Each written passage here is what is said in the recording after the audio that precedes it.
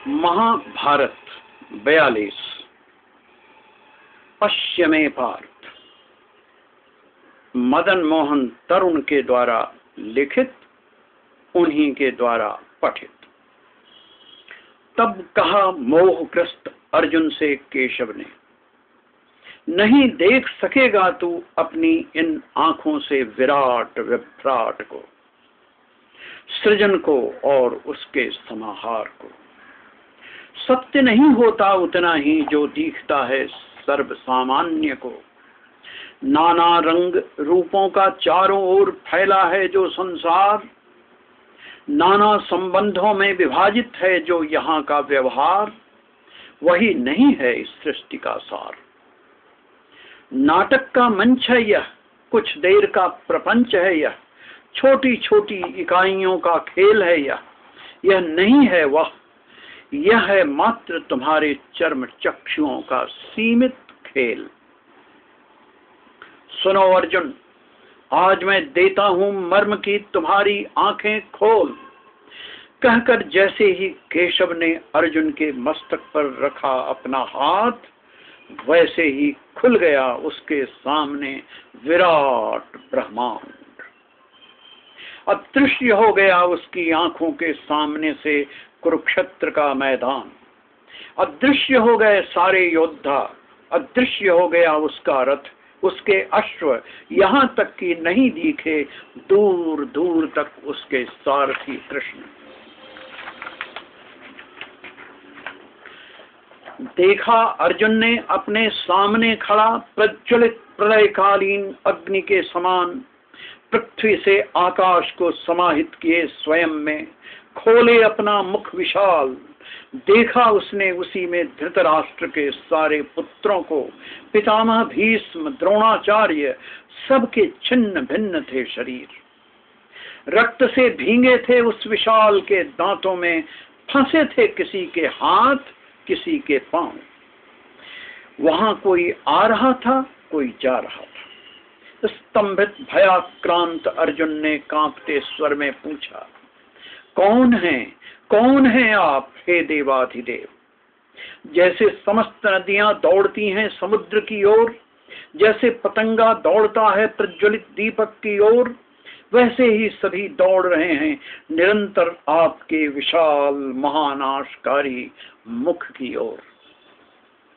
हे देव, कौन है आप? तब सुगंभीर स्वर में उस विराट ने कहा, महाकाल हूं मैं, समस्त लोकों के महानाश में प्रवृत्त स्वयं काल हूं मैं। अधर्म का क्षय कर धर्म की स्थापना का अवतार हूं मैं। सुन अर्जुन, तू युद्ध करे या न करे उनसे जो खड़े हैं तेरे सामने, उनमें से संभव नहीं किसी का भी जीवित रहना। न इनमें कोई तेरा दादा है, न कोई चाचा है, नहीं है इनमें कोई तुम्हारा गुरु। ये सब अधर्म के सहयोगी हैं, खो चुके हैं ये सब अपने जीने का अधिकार।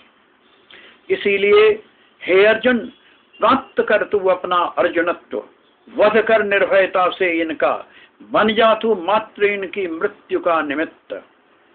इन्हीं शब्दों के साथ प्राप्त हो गया अर्जुन को अपना अर्जुनत्व। जाग उठा इसी संबोधन से उसका विभ्रांत कर्तव्य बोध। देखा उसने रथ हैं कृष्ण, रथी हैं कृष्ण, दृश्य हैं कृष्ण, अदृश्य हैं कृष्ण, बांसुरी हैं कृष्ण, चक्र हैं कृष्ण, गोचारक गोवर्धन धारक हैं कृष्ण, कृष्ण रणछोड़ संहारक हैं कृष्ण। कंसंतकारी जगत हितकारी युगनायक महानायक, जो कुछ है यहाँ वहाँ सब कुछ है कृष्ण कृष्ण कृष्ण केवल कृष्ण। द्रौपदी के चीर हैं कृष्ण, अर्जुन के गांडीव हैं कृष्ण, भीम की गदा हैं, अग्निवर्षक महाकाल की घटा हैं कृष्ण।